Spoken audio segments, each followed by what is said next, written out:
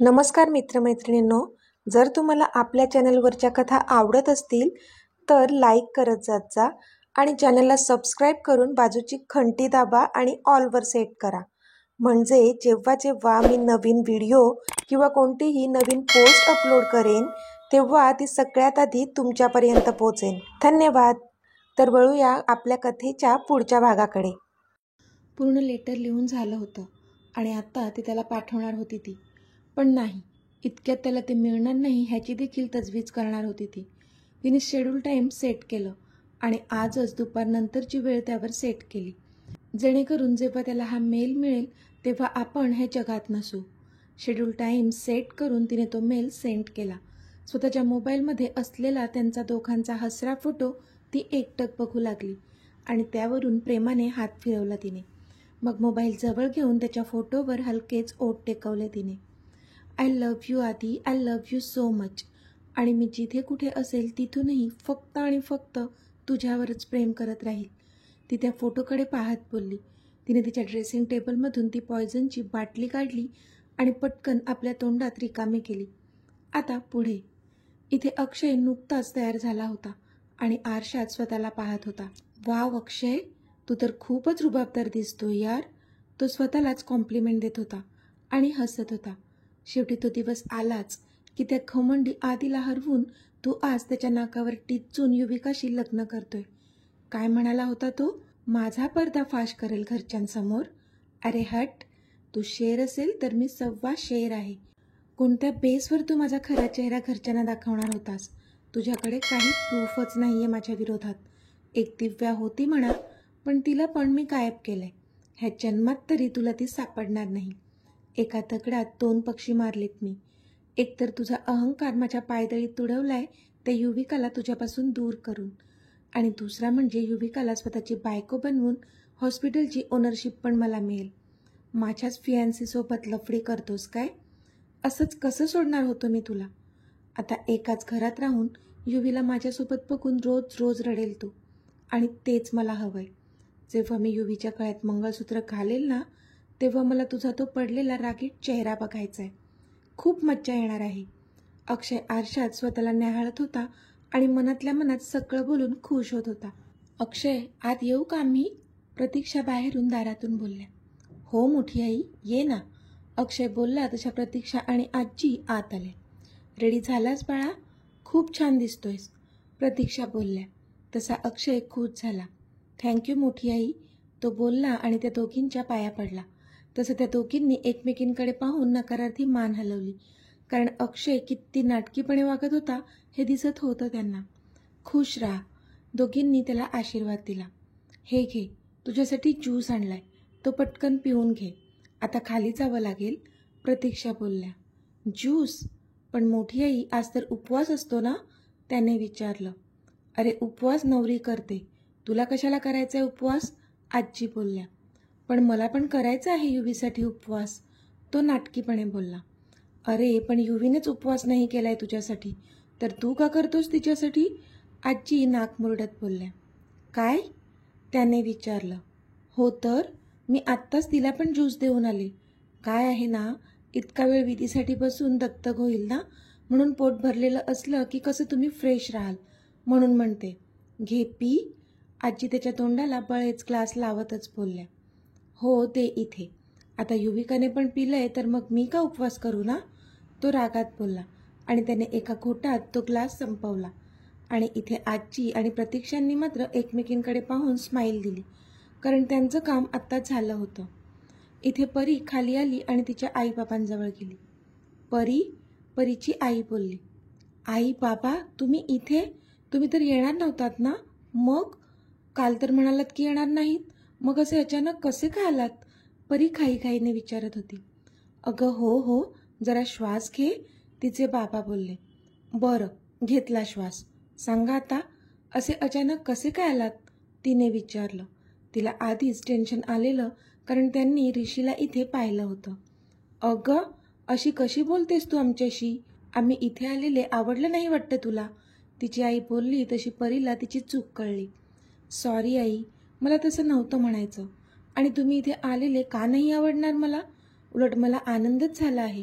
युवीला पण आनंद होईल तुम्हाला पाहून, पण तुम्ही अचानक आलात म्हणून थोडंसं वियर्ड वाटलं. बास, परी दिलगिरी व्यक्त करत बोलली. असू दे, सॉरी नको म्हणूस. ते काल तुझा फोन झाल्यानंतर सुमनताईंचा फोन आला होता. त्यांनी खूप आग्रह केला, म्हणून मग आम्ही ठरवलं की जाऊया लग्नाला. तुलासुद्धा कॉल केला होता मी, पण लागलाच नाही.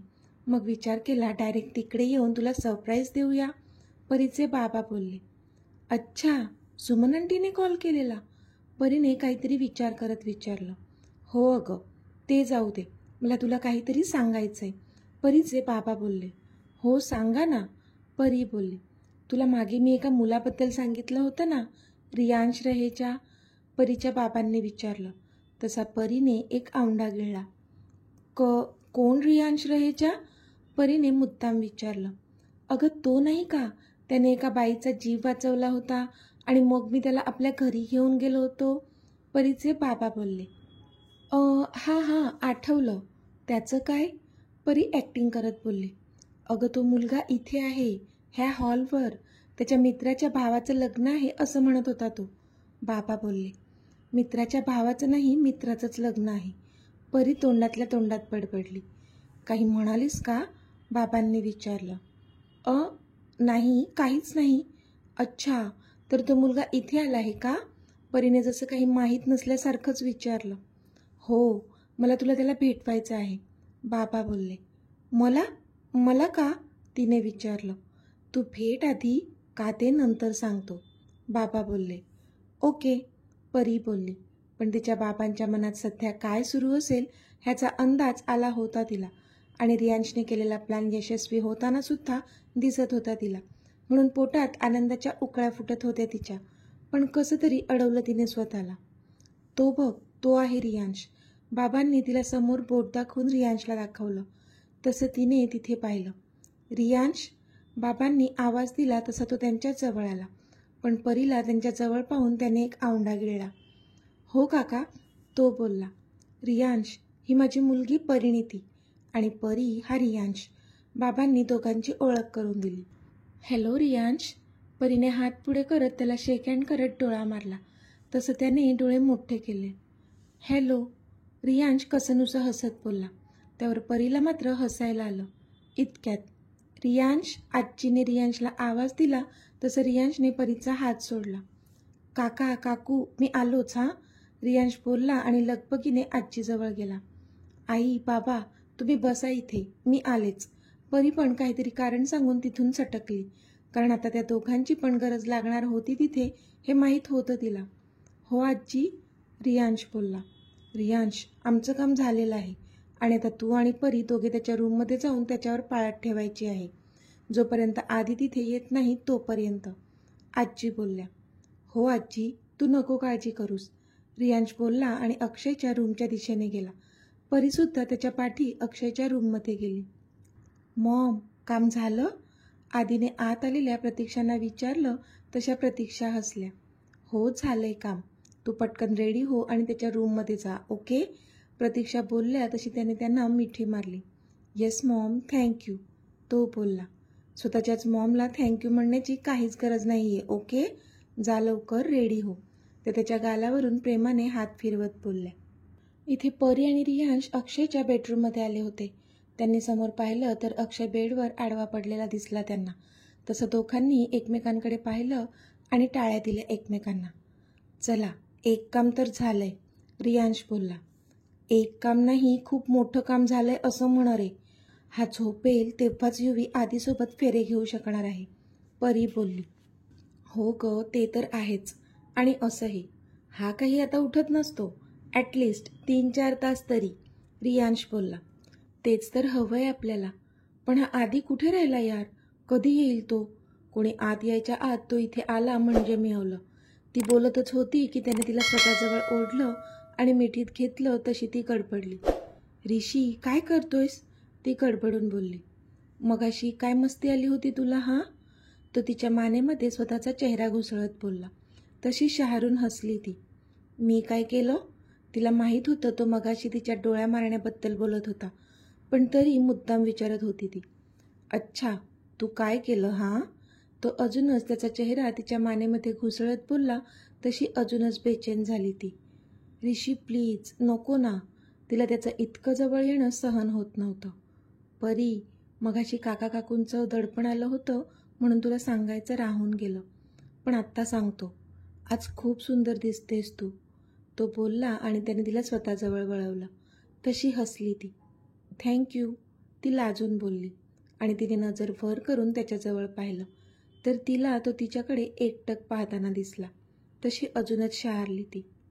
आज तरी मिळेल का मला परमिशन? त्याने त्याचा अंगठा तिच्या ओठांवर रब करत विचारलं. तसं तिच्या शरीरात गुजबम्स आले.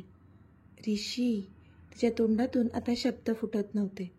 सांग ना परी. तो तिच्या त्या गुलाबी ओठांजवळ एकटक बघत खूपच अधीरतेने बोलला. तसे तिने डोळे मिटले. कोणीतरी येईल ऋषी, ती डोळे मिटूनच बोलली. कोणी नाही येणार. आतून लॉक आहे डोअर आणि बाहेर राकेश उभा आहे. तो तिच्याजवळ झुकत बोलला. अक्षय उठला म्हणजे? ती पुन्हा बोलली. तिला पण हवा होता तो. प्रेम होतं तिचं त्याच्यावर, म्हणून त्याच्या एवढी तीसुद्धा एक्सायटेड होती ह्या किससाठी. पण तिच्यासाठी पहिल्यांदाच असल्यामुळे कावरी बावरी झाली होती बिचारी. तो आता 3-4 तास तरी उठत नसतो. तो बोलला आणि आता त्याचे श्वास तिला तिच्या ओठांवर जाणवले तशी तिच्या शरीराची थरथर वाढली. पण त्याने मात्र क्षणाचा विलंब न लावता तिच्या ओठांवर स्वतःचे ओठ टेकवले आणि हळूवार कुस्करू लागला तो तिच्या त्या गुलाबी अधरांना. पण जसा त्याच्या ओलसर ओठांचा स्पर्श तिला तिच्या ओठांवर जाणवला, तिच्या शरीरातून जणू वीज चमकून गेली. पोटात गोळा आला. एक वेगळीच भावना मनात दाटून आली. जणू हा क्षण इथेच थांबावा आणि त्याने पूर्ण दिवस आपल्या ओठांवर अधिराज्य गाजवावं असं वाटू लागलं तिला. इतका आवडला होता तिला त्यांचा पहिला किस. तो कधी तिचा खालचा ओठ तर कधी वरचा ओठ चाखत होता. तिचा हातसुद्धा कधी त्याच्या गालावर जाऊन स्थिरावला आणि तीसुद्धा कधी त्या प्रवाहासोबत वाहवत गेली आणि सेम त्याच्यासारखाच त्याला प्रतिसाद देऊ लागली. तिचं तिलासुद्धा कळलं नाही. बराच वेळ दोघे एकमेकांना अनुभवण्यात गुंग झाले होते. पण तिचा श्वास अपुरा पडू लागला तसं तिने त्याला स्वतःपासून दूर केलं आणि मोठमोठाले श्वास घेऊ लागली ती. तो मात्र तिच्याकडे मिश्किलपणे पाहत होता. तसं तिलाच लाज दाटून आली आणि ती तिथून पळून जाणार त्याआधीच त्याने तिचा हात पकडून तिला समोरच्या भिंतीवर पुश केलं. ऋषी, ती काही बोलतच होती की. माझं झालं नाही अजून, तो बोलला आणि तो तिच्या कानावर, मानेवर, गळ्यावर, खांद्यावर पॅशनेटली किस करू लागला. तिला पण त्याची नशा चढली होती, त्यामुळे तिने पण त्याला अडवलं नाही. उलट अजून त्याला जवळ ओढून त्याच्या केसांमधून हात फिरवू लागली ती. तो जे करत होता ते सगळं आवडत होतं तिला. I love you Rishi, I love you. तो तिच्यावर प्रेमाची बरसात करत होता आणि ती मात्र त्याच्यावर असलेल्या प्रेमाची कबुली तिच्या शब्दांनी देत होती त्याला. दोघेही एकमेकांमध्ये गुंतले होते. इतक्यात दारावर टकटक झाली, पण तिच्यामध्ये गुंतलेल्या त्याला ऐकूच आलं नाही. ऋषी, ऋषी, दार वाजलं बहुतेक. तो तिला सोडतच नव्हता म्हणून तीच बोलली तसं त्याने तिला सोडलं. आय थिंक आधी आला असेल, ती बोलली आणि जाऊ लागली. तोच त्याने पुन्हा तिचा हात पकडला. तशी ती प्रश्नार्थक त्याच्याकडे पाहू लागली. आज आधीचं लग्न झाल्यानंतर तुझ्या आईबापांकडे तुला मागून घेईल मी, आणि जर ते नाही बोलले ना तर पळवून घेऊन जाईल मी तुला. I can't wait any more now.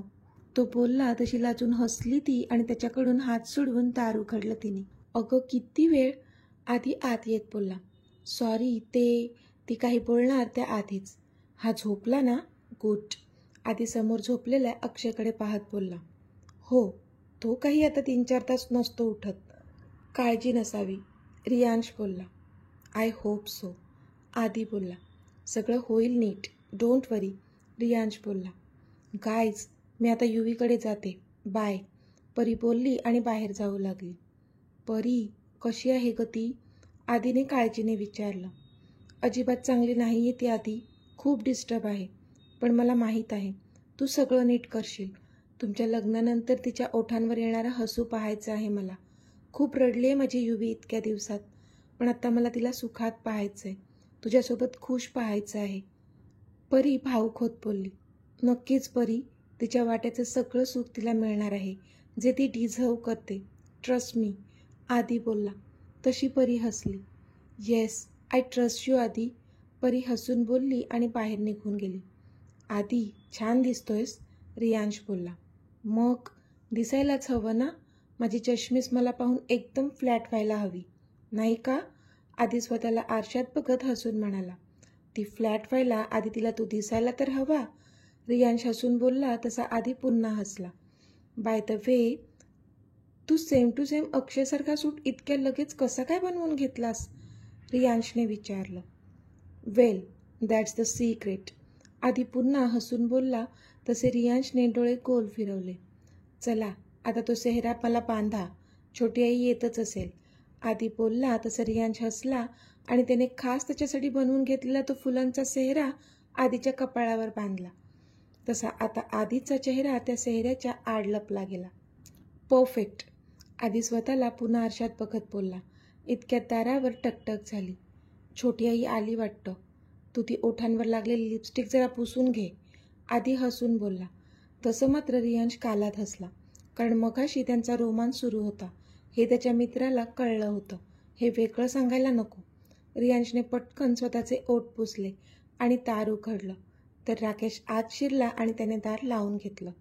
Aunty आणि आजी येत आहेत, राकेश बोलला. ओके, रियांश बोलला आणि दाराच्या मागच्या बाजूला लपला. पुन्हा दारावर टकटक झाली आणि राकेशने दार उघडलं. समोर आकांक्षा, प्रतीक्षा आणि आजी होत्या. त्याने त्यांना दारातच अडवलं, कारण नाहीतर आत बेडवर झोपलेला अक्षय त्यांच्या नजरेस पडला असता. अरे मुलांनो, किती वेळ? तिथे नवरी मुलगी कधीपासून तयार आहे आणि ते नवऱ्या मुलाचा अजून काही पत्ता नाही, आकांक्षा बोलल्या आणि आत जाऊ लागल्या. आंटी, असा कसा रेडी नाही आहे? आमचा नवरा मुलगा पण रेडी आहे, हा बघा, राकेश आधीकडे बोट दाखवत बोलला. अरे अक्षय, तू चेहरा का झाकलाय? आकांक्षांनी काळजीने विचारलं आणि त्या आधीकडे जाऊ लागल्या, पण राकेशने त्यांना थांबवलं. 1 मिनिट आंटी, ती थीम आहे आजची. थोड्या वेळाने तो चेहरा दाखवणार आहे सगळ्यांना, पण आत्ता नाही. ओके, ही थीम आधीच ठरली आहे आम्हा मित्रांची, हो ना अक्षय? राकेशने विचारलं तशी आधीने होमध्ये मान हलवली. अरे पण, आकांक्षा काही बोलणार त्या आधीच. ही आजकालची पोरं आणि ह्यांची थीम, काही कळत नाही. जाऊ दे, करा बाबा तुमच्या मनाचं, होऊन जाऊ दे. पण आधी चला मंडपात, मुहूर्त टळायला नको, आजी बोलल्या. तशा मग आकांक्षा पण काही बोलल्या नाही. हो आजी, मी घेऊन येतो अक्षयला, राकेश बोलला. बरं, लवकर चला हां, आजी बोलल्या आणि त्या सगळ्यांना घेऊन खाली आल्या. त्यांच्या पाठोपाठ राकेशसुद्धा आधीला घेऊन मंडपात आला. आधी आता त्याच्या जागेवर जाऊन पाटावर बसला. सगळेजण आधीकडे आश्चर्याने बघत होते, कारण त्याने चेहरा झाकला होता. पण आजींनी सगळ्यांना समजावून शांत केलं होतं. आता मंडपात युविकाची एंट्री झाली तशी इथे पाटावर बसलेल्या आधीच्या हृदयाची धडधड आपोआपच वाढली. त्या फुलांच्या सेहऱ्यामधून तो तिला पाहत होता. त्यानेच पसंत केलेल्या त्या लाल लेहंग्यामध्ये ती खूपच सुंदर दिसत होती. पण कमी होती ती फक्त तिच्या ओठांवर नसलेल्या स्माईलची. तिच्यासोबत परी आणि अक्षता दोघी होत्या, ज्या तिला मंडपासमीप घेऊन आल्या होत्या. माझी चष्मीस, आपलं लग्न झाल्यावर सगळ्यात आधी मलाच तुझी नजर काढावी लागेल. इतकी सुंदर दिसतेस तू आज, तो मनातच बोलला. पण इतक्यात परीने तिला त्याच्या बाजूच्या पाटावर बसवलं सुद्धा आणि लग्न मंडपात तिला आपल्या शेजारी नवरीच्या वेशात बसलेलं पाहून पुन्हा एकदा त्याच्या काळजाचा ठोका चुकला. तर मित्रमैत्रिणींनो, आजचा भाग तुम्हाला कसा वाटला ते मला कमेंटमध्ये सांगा. आणि जर आवडला असेल तर व्हिडिओला लाईक करा, शेअर करा आणि चॅनलला सबस्क्राईब करून बाजूची घंटी नक्की दाबा. चला तर भेटूया आपल्या पुढच्या भागात. तोपर्यंत धन्यवाद.